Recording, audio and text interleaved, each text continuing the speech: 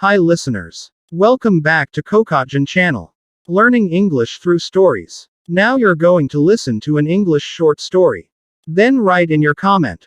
What's your suggestion the best title for the story? Let's start listening now. 55. Some people were queuing outside the Scala Theatre for tickets for a very popular show.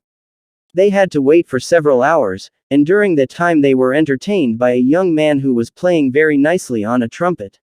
The queue enjoyed his music and put quite a lot of money in the box that he had on the ground in front of him. At last one of the people in the queue said to him, "You play too well to be a beggar." "I'm not a beggar," the young man said.